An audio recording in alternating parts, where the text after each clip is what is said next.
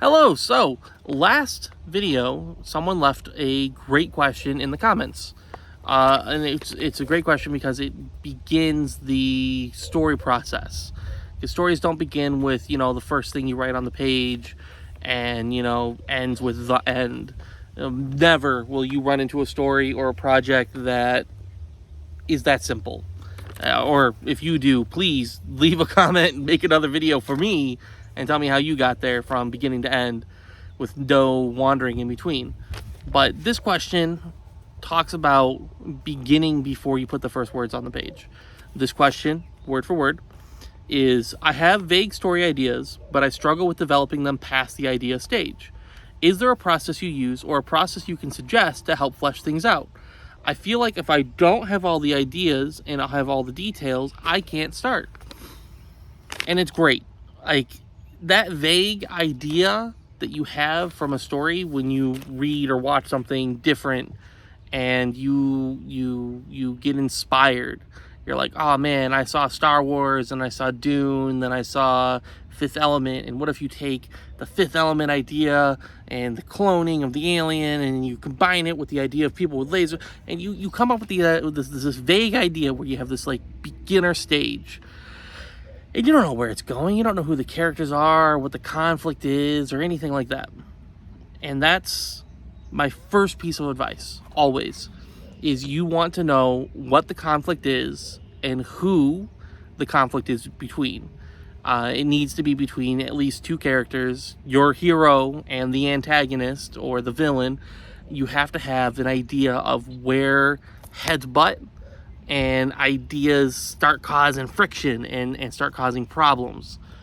Now, is that easy? No. Not every story idea comes with a pre-built idea of conflict. Sometimes it's a setting. Sometimes you're like, oh man, I know the exact setting I want. I know the cool toys I want. I know, I want the planet to blow up. I want, the dark wizard to have this one scene where he does this thing and all the skeletons come up and out of the ground and oh, it's so cool. But that first step, when you have a cool idea, is to figure out, okay, cool, so Dark Wizard comes up out of the ground and has all these skeletons and they're popping out. Why? Why is he doing this, and who is he doing this against, or who is he going to piss off by doing this? You could have it be that they're the main character, that they're the villain, who knows? But you need to figure out who the exact opposite position is in a scene that you're starting with an idea. And whoever that exact opposite position is, you need to have them constantly throughout the idea of your story be butting heads. So in this case, if I were you beginning a brand new story, you have a vague story idea, you don't have all the details hammered out, hammer out that one detail. All you got to work on: who is going against who and why. Who versus who and why. Simple. Now, there's a few really good resources that I use that I think will help your storytelling process. The first one of these is called the Dan Harmon Story Circle. Dan Harmon is the guy behind Rick and Morty, the show Community, Monster House. Like, he's made and created great stories that are well loved, well praised, whatever, but the thing that he does super fucking well is he takes this idea of the hero's journey, this Joseph Campbell hero of 1,000 faces or whatever, and he distills it down into 8 plot beats that are, essentially, you have a character, that character wants something, their wanting something goes against something that somebody else wants, something that somebody else has done. They go into an unfamiliar position, an unfamiliar world, a new setting or environment that they're not used to, and they have to overcome the challenges of that area where they're constantly butting heads with their antagonist, their opponent, their villain, and then they find the thing that they're looking for and they get it, but they pay a price where, Luke Skywalker finds out Darth Vader's his dad and loses his hand. He's no, and all that's this beautiful storytelling process that you go beat by beat, and it gives you this really good framework.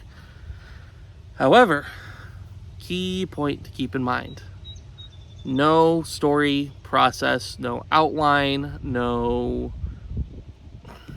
universal, one-of-a-kind plot setting, idea, process is going to be universally applicable to every story that you're going to tell.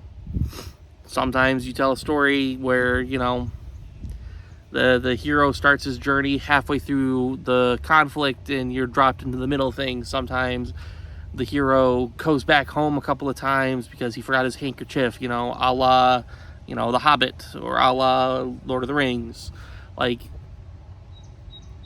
it's not universal, and nothing is universal. Nothing's going to 100% get you through this, but it's a starting point that gets you thinking in the right direction about conflict. And that's huge. That's important. My second, number 2, most important writing source that I have found, that I love, that I think is worth its weight in gold, is the Jim Butcher Livejournal website, blog thing that he does. He learned from an author, Deborah Chester, who is a master of storytelling in her own right, and he distills her advice down into his own slightly unique process of here's how conflict works, here's how fight scenes work, here's how scenes work in the emotional scenes, and versus what an action scene versus, one step at a time through all the different processes that are a story. It's amazing. It is great advice. And I will link that along with the Dan Harmon Story Circle down in the comments below. But the third thing, number 3, big ol' 3, that I think is quintessential is Deborah Chester's own book on writing itself. It is called The Fiction Fantasy Formula. It is like $11 on Amazon. She's taught classes. She's written a bunch of books. She's great at what she does. You'll love her. But it's a little bit more academic in its process of how it explains things, which is why I recommend the other 2 first. They get you more on the road to writing and thinking. But this one really gets into the nitty-gritty of the breakdown of how stories work and why they work. And it leaves you room to explore stuff like Robert McKee's books, Save the Cat, storytelling from the perspective of screenwriting versus book writing versus video game writing versus stage play. It just gets you on the right road for whatever project you're working on. But I just really want to emphasize this point, and I think it's important. You need to understand that sometimes you make up excuses not to start something. Sometimes you're genuinely stuck. You have an idea and you don't know how it's supposed to go. And sometimes you are scared to start writing your project, scared to start writing your story. And you go, well, it's because I don't have all the details, I don't have all the stuff I need. And it's like, you don't need to know everything. Technically speaking, you don't even need to know for sure who the conflict is between, or you can make it up and you can go, the conflict is between, Billy Bob and Jim Black, the Black Sorcerer, and you just make it up on the fly and you just start writing. And you're writing because you really like the setting, or you really like your idea of this one scene with this thing, that the full moon, and you just start. And then if it's not going well, or you realize 10 pages in, 50 pages in, 100 pages in, oh shit, I have this really cool, better idea that could have been the main conflict of my story. Congratulations, you just solved a problem. It only cost you 100 pages to get there. But, few weeks of writing to a month of writing, a few months of writing, depending on your speed. But it solves a problem that you would not have solved just sitting there spinning your wheels. That is number 1 least useful thing you can do is sit and spin your wheels and think over and over again that it's not working, that this isn't working, that that's not working. It's not going to get you anywhere. Just starting and making a conflict go and making a story move will get you further than anything else. It will move mountains because your brain is a complicated, beautiful machine, and it will start making connections that you didn't realize you can connect and that you could make. So go for it. Take whatever your vague story idea is and just start writing with it. Look up the 3 sources I gave you. They're down in the comments below, or they're in the description of the video. But if you're starting a storytelling project and you're stuck, make up a conflict between 2 characters and just start writing. Best piece of advice I can give you for the very start of whatever project you're working on. Now, I hope you have a lovely day. If you could like, comment, subscribe, any of that jazz, 10 out of 10, I would really appreciate it.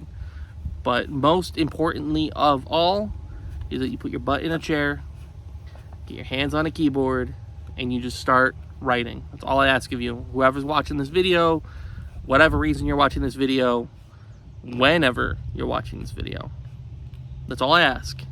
More important than liking and commenting and subscribing, though I appreciate all those things, is that you get your butt in that chair and you start making art. Start making a story. You won't regret it. Even if you don't finish it, you will not regret it. I promise you. So anyways, I hope you have a lovely day. I will see you in the next video, or you'll see me in the next video. Peace.